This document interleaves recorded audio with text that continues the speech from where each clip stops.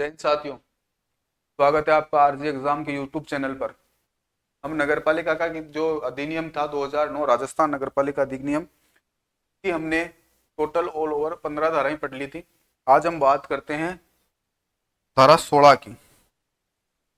आज हम बात करते हैं धारा 16 की। धारा 16 के अंदर जो बात की गई है वो मुख्य निर्वाचन अधिकारी के बारे में बात की गई है। देखिए, राजस्थान नगरपालिका अधिनियम की जो धारा 16 है, धारा 16 कहती है कि के अंदर एक मुख्य निर्वाचन अधिकारी का रोल होगा, कर्तव्य होगा, कुछ कार्य होगा।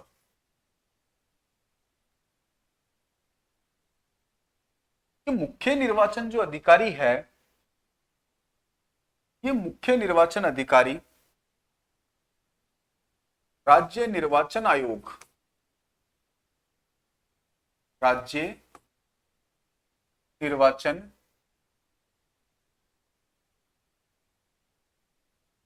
आयोग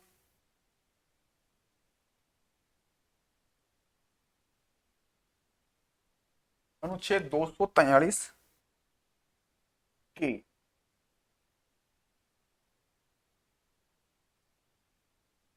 अधीन राज्य सरकार के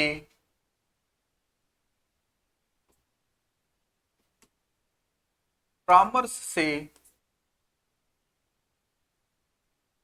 राज्य सरकार का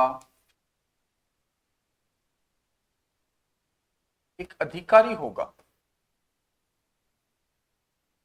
मतलब ये बात है कि कोई मुख्य निर्वाचन अधिकारी है, निर्वाचक नामावलियां तैयार करना, उनका पुनरीक्षण करना, उनको जो भी कार्य है वो निर्वाचक नामावलियां तैयार करना और उस संचालन का समन्वय करने के लिए एक व्यक्ति बनाया जाता है। राज्य निर्वाचन आयोग के अधीन रहते हुए राज्य सरकार से परामर्श लेके राज्य निर्वाचन आयोग एक व्यक्ति को एक मुख्य निर्वाचन अधिकारी बना देता है। किस व्यक्ति को? राज्य सरकार के अधीन एक कार्यरत व्यक्ति को क्या बना देता है? एक अधिकारी को। राज्य सरकार का कोई अधिकारी है उसे ही क्या बना दिया जाता है? राज्य का मुख्य निर्वाचन अधिकारी, जो कि निर्वाचन आयोग के अधीन रहते हुए राज्य सरकार से परामर्श करके बात करता है। और ये कार्य क्या करता है? ये कार्य करता है कि जो आपने निर्वाचक नामावलियां बनाई हैं, तैयार की है, एक तो वो, और उसके निर्वाचन संबंधी जो संचालन करना है उसका, इसकी देखरेख में वो कार्य होता है। ठीक है, तो पदाभिहित व्यक्ति होता है। क्या होगा? नाम निर्देशित या पदाभिहित व्यक्ति होगा। नाम निर्देशित पदाभिहित पदाभिहित व्यक्ति होगा। अब इंपॉर्टेंट वाली बात क्या है, एक चीज ध्यान में रखनी है, जो कि निर्वाचक नामावलियां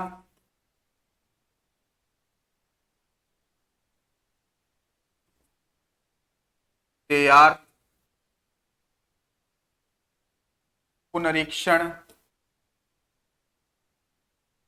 शुद्धिकरण का कार्य करेगा और निर्वाचन के संचालन का पर्यवेक्षण करेगा। ये राज्य निर्वाचन आयोग का क्या होता है? एक मोटे मोटे तौर पर कार्य होता है। क्या होता है? एक निर्वाचन आयोग के अधिकारी का, मुख्य निर्वाचन अधिकारी का, आयोग का क्या होता है? ये कार्य होता है। ये चीज हमें ध्यान में रखनी है। अब इसको एक बार वापस समझ लेते हैं बात पूरी को। ठीक है, या एक कार्य और होता है, अन्य करते और शक्तियों का प्रयोग भी कर सकता है। प्रयोग भी कर सकता है राज्य सरकार के अधीन रहते हुए, राज्य सरकार के अधीन रहते हुए ये अन्य शक्तियों का प्रयोग भी कर सकता है। मेन तो इसका कार्य क्या है, निर्वाचक नामावलियां आप क्या करोगे, तैयार करोगे, निर्वाचक नामावलियां तैयार करोगे, और इसके अलावा क्या ध्यान में रखोगे कि ये संचालनों का पर्यवेक्षण वगैरह भी करता है, और अन्य कार्य भी राज्य सरकार के अधीन रहते हुए ये कर सकता है, ये कर सकता है। अब देखिए आगे इसको पूरा समझ लेते हैं एक बारी। मान लो ये एक मुख्य निर्वाचन अधिकारी है, कौन है, मुख्य निर्वाचन अधिकारी है, ये मान लो एक मुख्य निर्वाचन अधिकारी है, पहले ऊपर से ले लो कोई दिक्कत, डायरेक्ट अपन बात कर ले। यहाँ मान लो राज्य निर्वाचन आयोग है, यहाँ पर सबसे बड़ा कौन है भाई, सबसे ऊपर तो हेड कौन होगा, राज्य सरकार, उस राज्य सरकार की एक संस्था होगी राज्य निर्वाचन आयोग, राज्य निर्वाचन आयोग का वर्णन आपको कहाँ मिलेगा, अनुच्छेद 243 के अंदर, ठीक है। इसके अंडर में, इसके अधीन और राज्य सरकार के परामर्श में एक व्यक्ति होता है मुख्य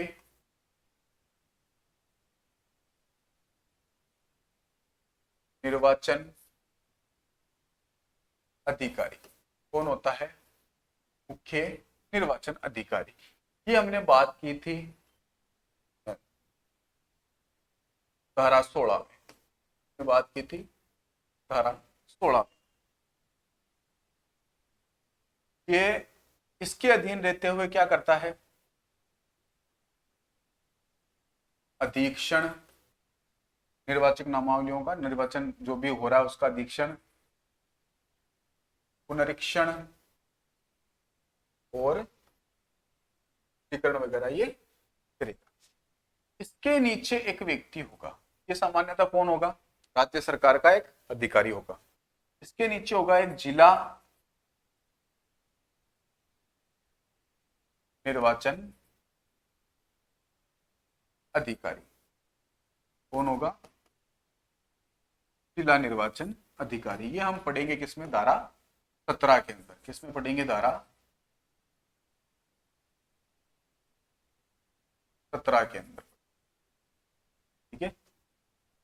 ये सामान्यतः कौन होगा, ये सामान्यतः आपके बात करें तो ये सामान्यतः जिला कलेक्टर होगा,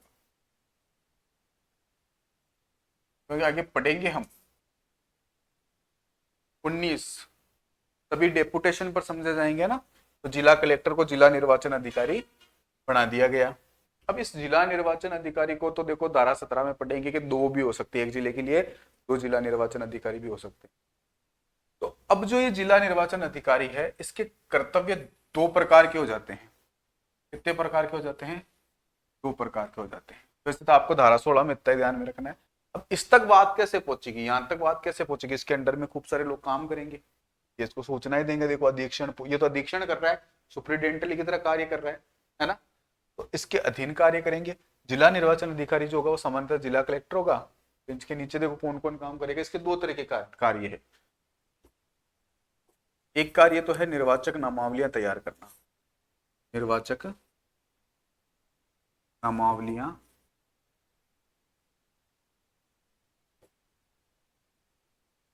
तैयार कर, एक काम तो ये हो गया। एक निर्वाचनों का संचालन करना, दूसरा कार्य हो गया इसका निर्वाचन का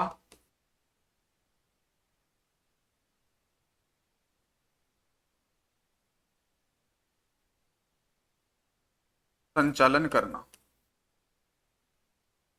संचालन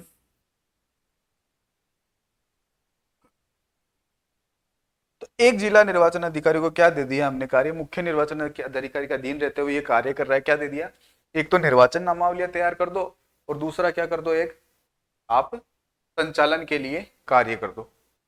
अब इसके अंदर जो होगा, इसके अंदर होगा एक, इसके अंडर में एक होगा ईआरओ। कौन होगा? ईआरओ। इसके अंडर में एक व्यक्ति कार्य करेगा, निर्वाचक रजिस्टरीकरण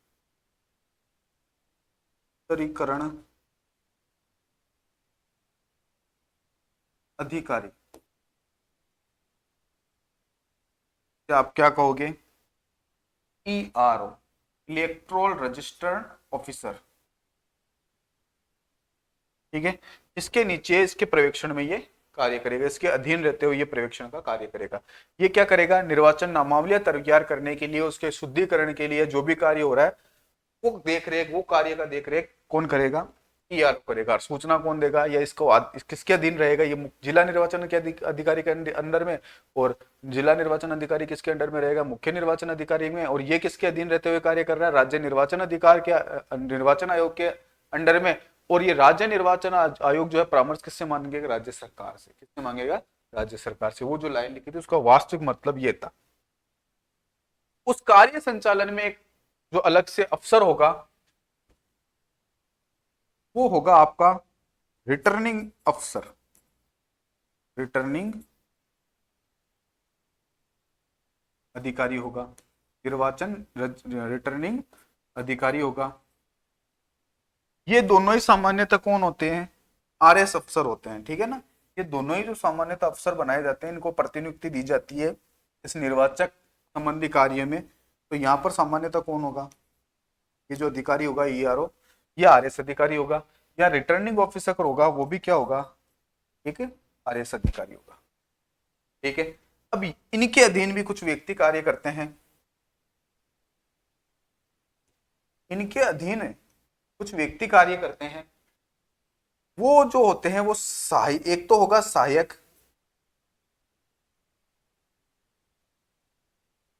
निर्वाचन रजिस्ट्री कर अधिकारी। दूसरा जो इधर होगा वो होगा सहायक रिटर्निंग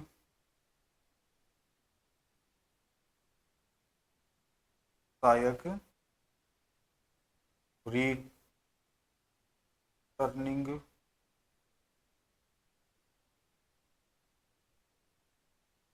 ऑफिसर। और इसके अधीन फिर धारा 18 में कर्मचारी वर्ग उपलब्ध कराएंगे। फिर नीचे जाके जाके अपने बूथ लेवल ऑफिसर आते हैं, और फिर वो सारा कार्य नामावलियां वगैरह बीएलओ साहब आते हैं, तैयार करते हैं। फिर इनको सूचना दे दी जाती है एसडीएम साहब को। और ये जो सहायक अधिकारी है ईआरओ है, वो सूचना कहाँ भेजेंगे? यहाँ जिला निर्वाचन अधिकारी तक भेजेंगे। जिला निर्वाचन अधिकारी मुख्य निर्वाचन अधिकारी को बताएगा, और वो अधीक्षण और पुनरीक्षण शुद्धिकरण का मामला देखेगा, और राज्य निर्वाचन आयोग को बताएगा कि इतने व्यक्ति क्या हैं, वोट इस तरह से इनका वोट है, ये 18 साल से ज्यादा की उम्र के व्यक्ति है। और ये कार्य संचालन उधर से जो भी है उस श्रृंखलाबद्ध तरीके से संचालन होता रहेगा। इधर नामा। ठीक है, तो ये थी हमारी धारा 16 के बारे में। अब मैं बात करता हूं धारा 17 की। अब मैं बात करूंगा धारा 17 की। धारा 17 के अंदर क्या है देखिए, बात करते हैं धारा 17। वैसे तो बता ही दिया सर ये काम मैंने। धारा 17 में है जिला निर्वाचन अधिकारी।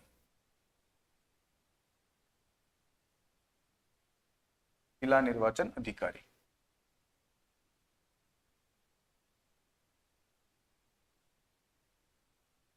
मुख्य निर्वाचन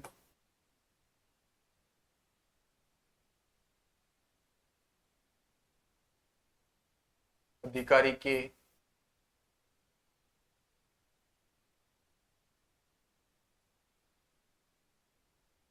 अधीन रहते हुए यह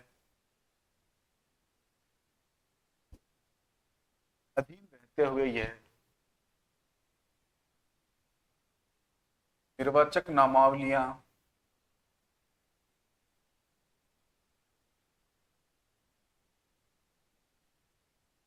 नामावलियों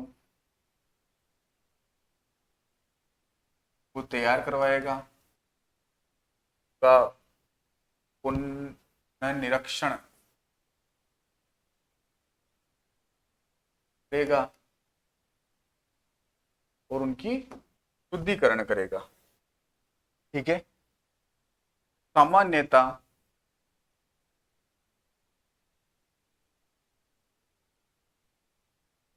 सामान्यता ये किस पद का होगा? सामान्यता ये जिला कलेक्टर होता है। ठीक है ना। सामान्यता सामान्यता कौन बनता है? ये जिला कलेक्टर कलेक्टर होता है। ठीक है। अब यहां पर एक चीज ध्यान में रखनी है आपको,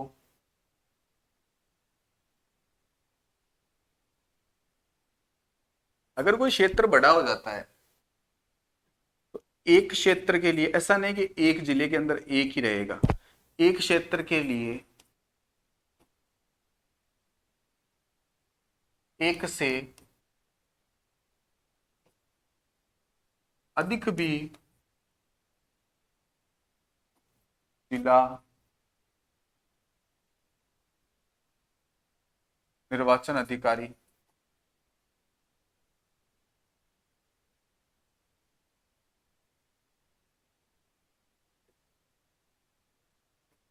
एक से अधिक जिला निर्वाचन अधिकारी भी नाम निर्देशित नाम निर्देशित किए जा सकते हैं। हाँ, और इनके क्षेत्रों का बंटवारा फिर कौन कर देगा?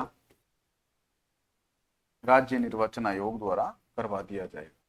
इनका क्षेत्रों का बंटवारा, के क्षेत्रों का जो बंटवारा है वो कौन करेगा? क्षेत्रों का बंटवारा कौन कर देगा? राज्य सरकार या राज्य निर्वाचन आयोग कर देगा। राज्य निर्वाचन आयोग इन्हें बता देगा कि आप ये कार्य कर लीजिए, है ना, आयोग द्वारा।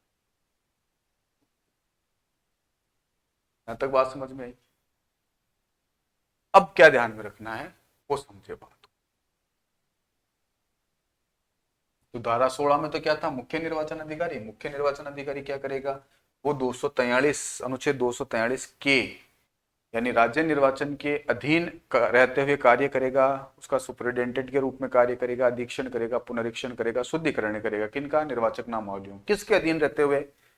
राज्य निर्वाचन आयोग की। और राज्य निर्वाचन आयोग परामर्श किससे लेगी? राज्य सरकार से कि मेरे को एक आदमी चाहिए जिसको मैं मुख्य निर्वाचन अधिकारी बनाना है। तो राज्य सरकार जब कहेगी कि ठीक है भाई बना लो, तो वो आपस में राज्य निर्वाचन आयोग कहेगा कि किसे बनाए, कि बाहर से तो नहीं ला सकते ना, किसे बनाए? राज्य सरकार के किसी अधिकारी को बनाओ। वो राज्य सरकार का अधिकारी कहता है कि मैं यहाँ पर सुपरिटेंडेंट का काम कर रहा हूं, मुझे कुछ अन्य व्यक्ति भी चाहिए।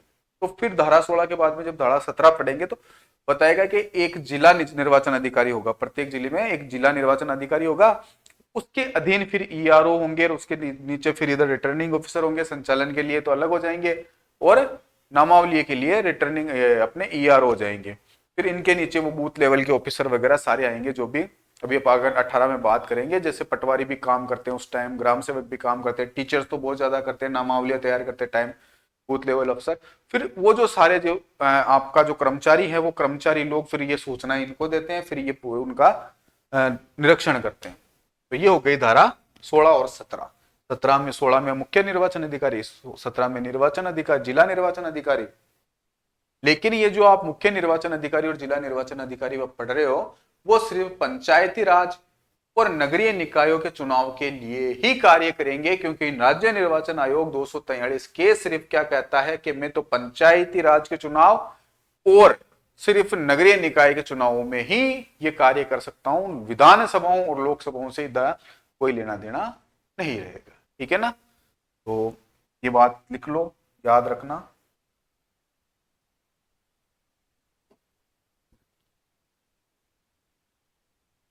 मुख्य निर्वाचन अधिकारी,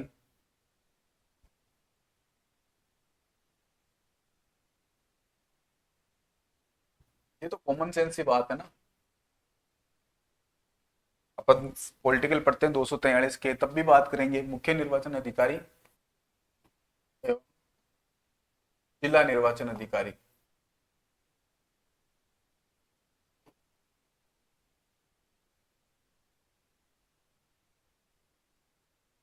अधिकारी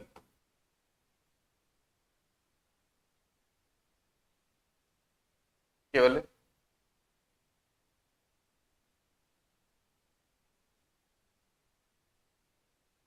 पंचायती राज एवं नगरीय एवं नगरीय निकायों के, नगरीय निकायों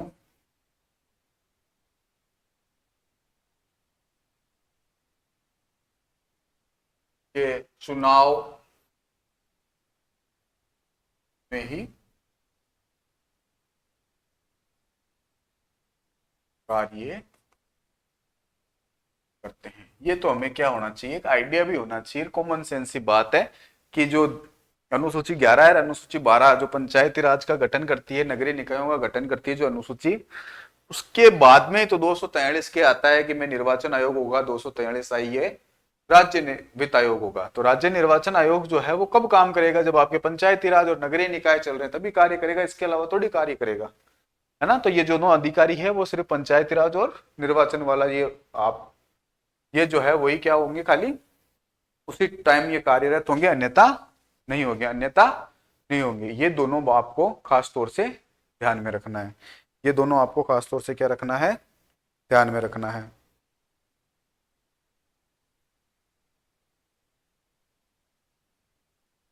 आगे देखो, के बाद में क्या आएगा, के बाद में ध्यान देने वाली बात यह है कि धारा जो 18 है, दोनों व्यक्ति तो शायद ही काम कर लेंगे, अब कर्मचारी भी चाहिए।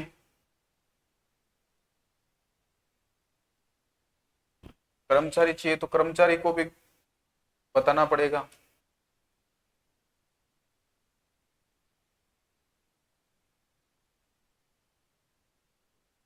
स्थानीय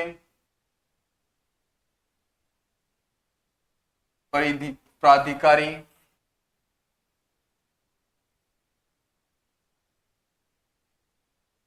इस निर्वाचन, जो भी चुनाव हो रहे हैं ना, स्थानीय प्राधिकारी कर्मचारी उपलब्ध कराएगा, कर्मचारी उपलब्ध कराएगा। तो स्थानीय प्राधिकारी क्या करेंगे, कर्मचारी उपलब्ध कराएंगे। कौन कराएंगे, स्थानीय कर्मचारी कराएंगे।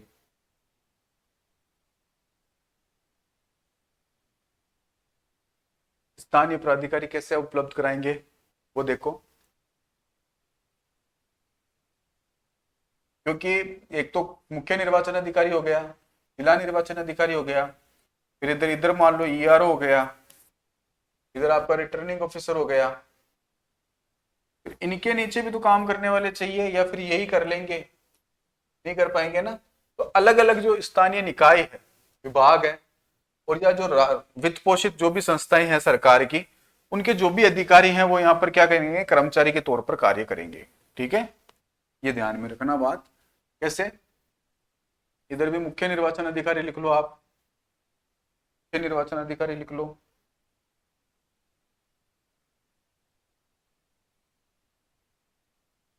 इधर मान लो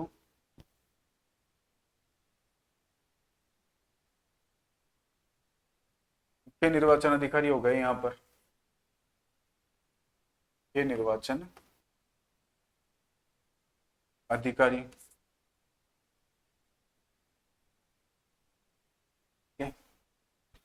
इधर भी मुख्य निर्वाचन अधिकारी हो गए मान लो, निर्वाचन अधिकारी। ये उपेक्षा करेंगे, कहेंगे स्थानीय प्राधिकारी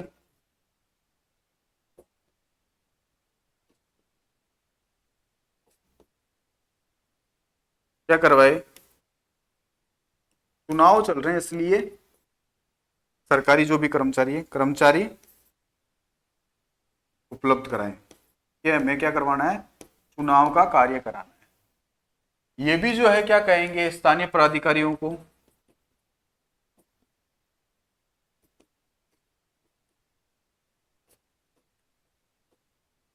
कहेंगे कि जो भी राज्य द्वारा वित्त पोषित है, चाहे वो तो संविदा पर ही है, वित्त पोषित हो या कोई स्थानीय प्राधिकारी हो, स्थानीय कर्मचारी हो, वो क्या करे, हमें हमारे चुनाव के कार्यों के दौरान कर्मचारी उपलब्ध कराएं। क्या करवाएं, कर्मचारी उपलब्ध कराएं। क्योंकि मुख्य निर्वाचन अधिकारी जिला निर्वाचन अधिकारी से थोड़ी होगी, टीम तो नीचे से बनेगी, और टीम जो नीचे से बनेगी उसके बाद में तो ये सारा काम होगा, के अलावा तो कैसे होगा काम, ये जो भी कार्य है वो कैसे होगा, के आधार पर ये देखा जाएगा। के बाद में देखिए आगे देखते हैं, धारा 18 के बाद में धारा 19,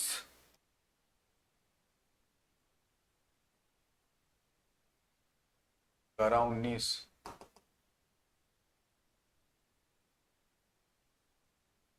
स्थानीय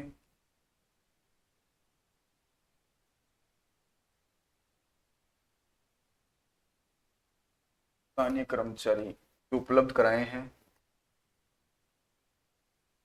इस वक्त जो है स्थानीय कर्मचारी, डेपुटेशन को क्या कहते हैं, स्थानीय कर्मचारी प्रतिनियुक्ति,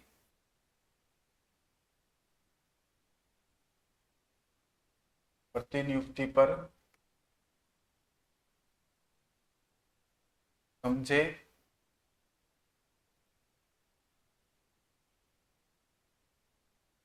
जाएंगे। स्थानीय पदाधिकारी किस पर समझे जाएंगे, प्रतिनियुक्ति पर समझे जाएंगे। किस पर समझे जाएंगे, प्रतिनियुक्ति पर समझे जाएंगे। ठीक है भाई, फिर उसके बाद में क्या है, ऐसा नहीं है कि कोई मान लो कोई टीचर को बीएलओ बना दिया, तो वो ये थोड़ी कहेगा बार बार कि नहीं, तो जो है यहीं रहेंगे, प्रतिनियुक्ति पर समझे जाएंगे। धारा 20, धारा 20 क्या कहती है, धारा 20 कहती है कि चाहे मुख्य निर्वाचन अधिकारी हो या कोई कर्मचारी हो,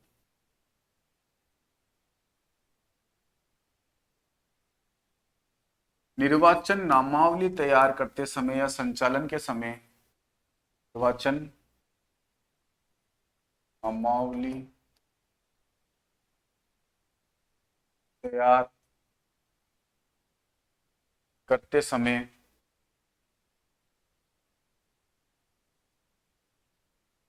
कोई पदीय कर्तव्य सशक्त समय सशक्त पदीय कर्तव्य से भंग हो गया हो या गलत कर दिया उसने, या उसके कार्य का लोप हो गया, कार्य लोप में दोष सिद्धि पाया जाता है, दोष सिद्धि हो जाती है उस व्यक्ति पर, निर्वाचन से संबंधित अगर वो कार्य कर रहा है या कोई निर्वाचन से संबंधित अगर कोई कार्य कर रहा है, चाहे वो ईआरओ खुद हो, चाहे वो राज्य मुख्य निर्वाचन अधिकारी नहीं, मुख्य निर्वाचन अधिकारी नहीं, यहाँ पे वो आएगा निर्वाचन रजिस्टर अधिकारी, है ना, निर्वाचन रजिस्टर अधिकारी, ईआरओ या कर्मचारी जो भी एक निर्वाचन से संबंधित कार्य कर रहा है, उसमें अगर दोष सिद्धि हो जाती है ना, तो एक तो उसको जेल हो सकती है, एक तो कैद हो सकती है, उसको कैद कितनी हो सकती है, 3 माह से लेकर, ये इंपॉर्टेंट लगा लेना, 3 माह से लेकर 2 वर्ष तक की जेल हो सकती है और जुर्माना भी हो सकता है। जुर्माना कितना हो सकता है? 1,000 रुपये से लेकर 1,000 रुपये से लेकर 2,000 रुपये तक का जुर्माना भी उसे हो सकता है, अगर वो पद कर्तव्य अपना कार्य लोप कर देता है, कर्तव्य ढंग से नहीं करता है, या कोई ऐसी शुद्धि अशुद्धि वगैरह उसके अंदर आ जाती है जो कि उसके अंदर दोष,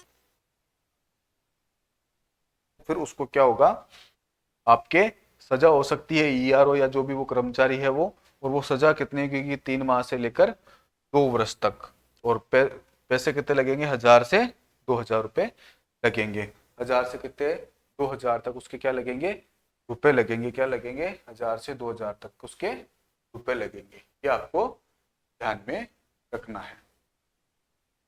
तो ये कतिपय भंग वाला हो गया। अब इसके बाद में धारा 21 बचती है।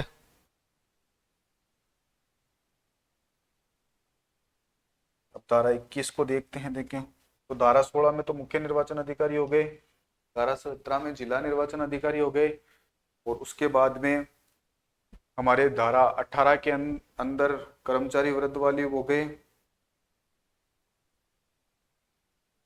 और उसके अलावा जो बचे थे 20 में, उसके अंदर सजा का प्रावधान हो गया। 21 में आते हैं अरहित व्यक्ति। अरहित व्यक्ति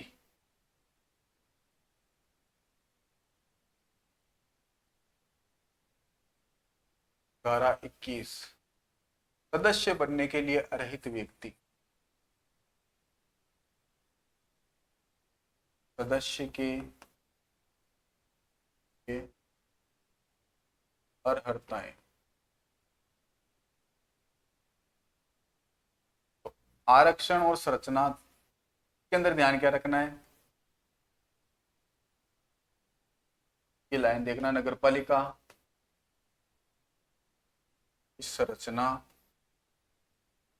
एवं आरक्षण धारा 6 के अकॉर्डिंग तथा धारा 24 के अनुसार, धारा 24 के अनुसार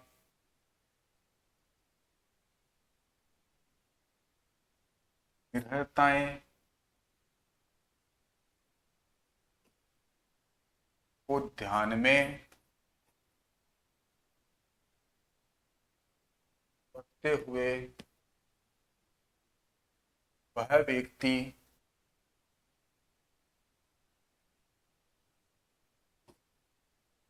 योग्य नहीं होगा, यानी अहरित नहीं। कौन कौन सा व्यक्ति अहरित नहीं होगा? 21 वर्ष से कम आयु का, 21 वर्ष से कम आयु का,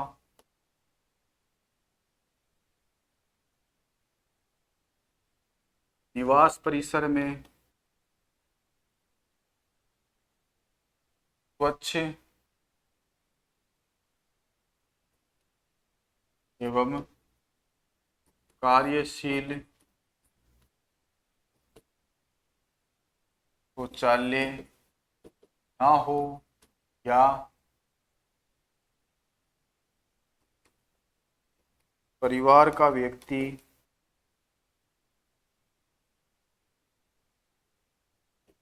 खुले में शौच जाता हो, वो व्यक्ति निर्भर होगा। परिवार से यहाँ पर क्या मतलब है?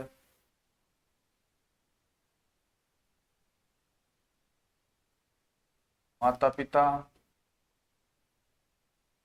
बच्चे एवं पत्नी। ठीक है। शौचालय से यहाँ क्या मतलब है? पहले तो ये देख लो आप तो कि 21 सदस्य के लिए अहरित व्यक्ति कौन होगा। एक तो धारा 24 का ध्यान रखना, अगर ये वाले निर्भरताएं हैं, 24 में निर्भरताएं हैं, तो अयोग्यता 24 वाली है तो वैसे ही खड़ा नहीं हो सकता, और उसको आरक्षण जो है वो धारा 6 के अकॉर्डिंग मिलेगा। ठीक है, यहाँ तक की बात समझ में आ गई। 21 साल से कम का व्यक्ति है वो भी अयोग्य होगा। निवास परिसर में अगर स्वच्छ एवं कार्यरत शौचालय नहीं है तो वो भी क्या होगा, डिस्क्वालीफाई हो जाएगा यहाँ से।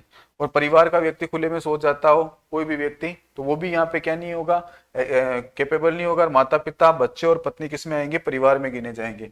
इसके अलावा शौचालय में क्या आएगा, शौचालय का मतलब यहाँ से क्या होगा, तीन और दीवार, तीन और दीवार प्लस एक छत प्लस दरवाजा और जलबद्ध संरचना। जलबद्ध क्या होनी चाहिए, संरचना होनी चाहिए। तब जो वो व्यक्ति होगा वो सदस्यों के लिए क्या होगा, अर्हर होगा, अयोग्य योग्य होगा। अगर ये एक भी उसमें चीजें नहीं है तो वो, ये सारी में से एक भी मिस्टेक है तो फिर वो डिस्क्वालीफाई होगा। क्या होगा, डिस्क्वालीफाई, कैपेबल नहीं होगा। और ये जो आरक्षण, अब देखिए आगे,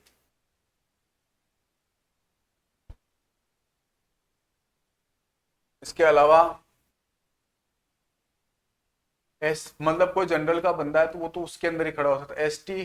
एसटी, ओबीसी और फीमेल, ये सिर्फ क्या हो सकते हैं, उसी वार्ड में खड़े होंगे। सामान्य तो नगर पालिका कोई भी जिसमें उसकी मतदाता सूची में नाम है नगर पालिका में, वो कहीं से भी खड़ा हो सकता है। लेकिन उसी वार्ड, SC ST OBC वाले में से जो है उसी वार्ड में चुनाव लड़ सकते हैं, लड़ेंगे जो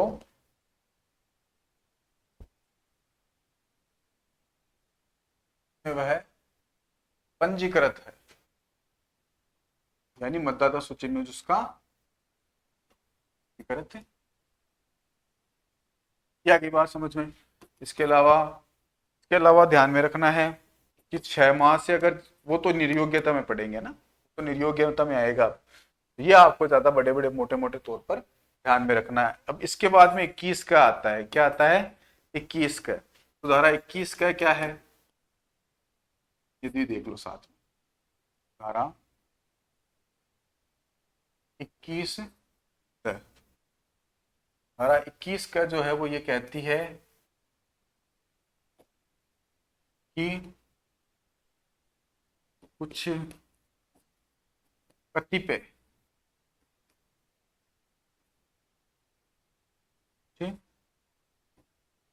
कतिपय स्थानों पर